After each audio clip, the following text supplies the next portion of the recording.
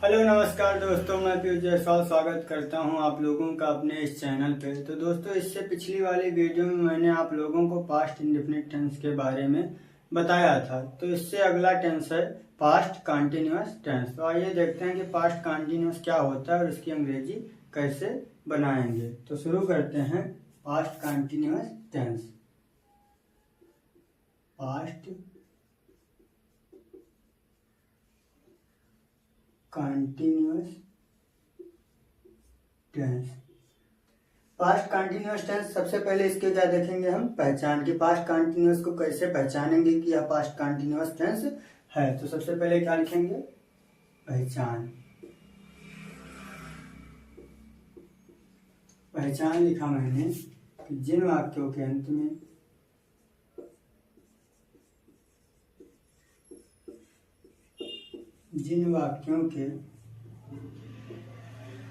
अंत में रहा था, रही थी, रहे थे, रहा था, रही थी, रहे थे आदि। जिन वाक्यों के अंत में रहा था, रही थी, रहे थे आदि शब्द आते हैं। जिन वाक्यों के अंत में रहा था, रही थी, रहे थे आदि शब्द आते हैं वो कौन से टेंस होते हैं, पास्ट कंटिन्यूअस टेंस होते हैं। तो इसका सबसे पहले अफर्मेटिव सेंटेंस हम देखेंगे कैसे बनाएंगे। तो सबसे पहले क्या लिखेंगे, अफर्मेटिव सेंटेंस। इसकी हिंदी होती है सकारात्मक वाक्य। सकारात्मक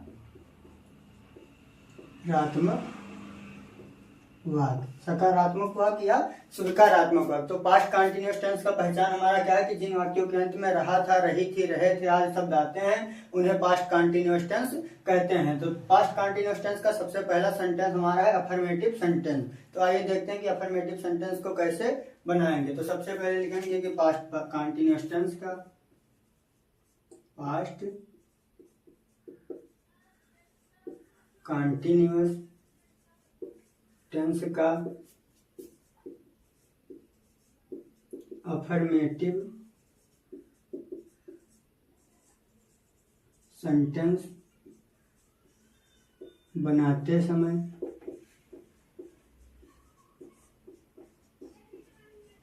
निम्न बातों का ध्यान रखते हैं। पास्ट कंटिन्यूअस टेंस का अफर्मेटिव सेंटेंस बनाते समय निम्न बातों का ध्यान रखते हैं। तो निम्न बातें कौन कौन सी हैं वो भी देख लेते हैं। तो बात नंबर एक, रूल नंबर एक हमारा क्या है, एक वचनकर्ता। अब एक वचनकर्ता में क्या क्या था, ही, सी, इट, किसी का नाम, ये सब क्या है, एक वचन है। ही, सी, इट, किसी का नाम, ये सब एक वचन है। तो एक वचनकर्ता तथा आई बहुवचन है। लेकिन पास्ट कंटिन्यूअस में आई को भी एक वचन में ही जोड़ा जाता है, एक वचन में ही ले लिया जाता है। तो एक वचनकर्ता तथा आई के साथ हेल्पिंग वर्ब वाज का प्रयोग करते हैं। किसका, वाज का प्रयोग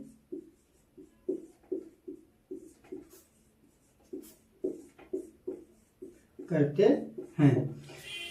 पास्ट कंटिन्यूअस टेंस में आई को भी एक वचन में जोड़ दिया जाता है। तो पहला नियम हमारा क्या कहता है कि एक वचनकर्ता तथा आई के साथ हेल्पिंग वर्ब वाज का प्रयोग करेंगे। तो दूसरा नियम क्या कहता है, दूसरा नियम भी देख लेते हैं, रूल नंबर दो, बहुवचनकर्ता।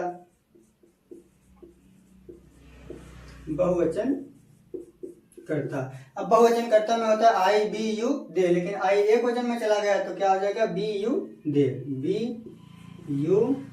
दे आदि एक्सेट्रा। बहुवचनकर्ता बी, यू, दे आदि के साथ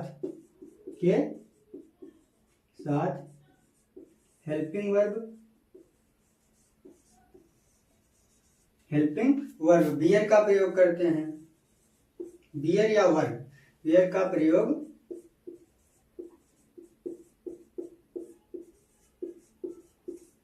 करते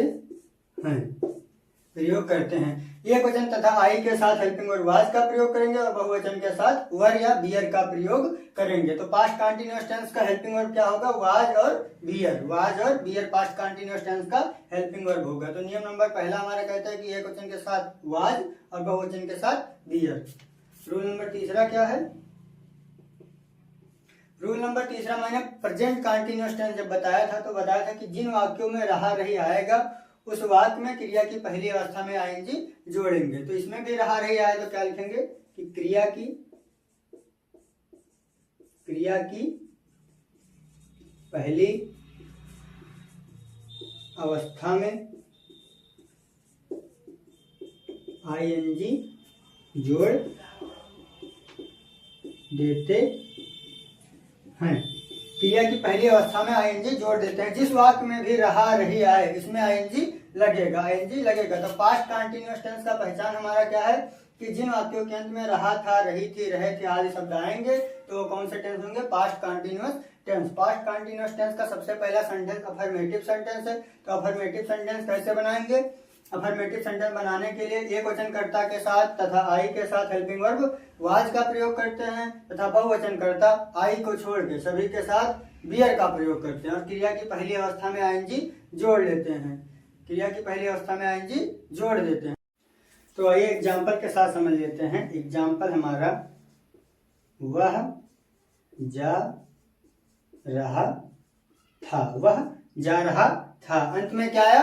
रहा था। और एग्जाम्पल में भी मैंने यही लिखा है कि जिन वाक्यों के अंत में रहा था, रही थी, रहे थे, तो इस वाक्य के अंत में क्या आया? रहा था। तो ये कौन सा टेंस है? Past continuous tense. अब इसे कैसे बनाएंगे? सबसे पहले वाक्य अंग्रेजी क्या लिखेंगे? ही। वाक्य अंग्रेजी क्या लिखेंगे? ही। अब ही एक वचन है। क्या है? एक वचन है। तो नियम नंबर पहला हमारा कहता है कि एक वचन करता तथा आई के साथ वाज का प्रयोग करते हैं। तो वह का हो गया ही एक वचन है तो हेल्पिंग वर्ब क्या लगेगा? वाज। हेल्पिंग वर्ब क्या लगेगा? वाज। He was. फिर जाना का क्या होता है? गो। जाना का क्या होता है? गो। और नियम नंबर तीसरा हमारा कहता है कि क्रिया की पहली अवस्था में आईएनजी जोड़ देते हैं। तो क्रिया क्या है? जाना। जाना की पहली अवस्था हो गई गो। अब इसमें जोड़ देंगे आईएनजी, बस बन गया। He was going. वह जा रहा था। आइए अगले एग्जाम्पल के साथ समझ लेते हैं। अगला एग्जाम्पल है हमारा, अगला एग्जाम्पल है मैं खेल रहा था। मैं खेल रहा था। अब अंत में क्या आया? रहा था।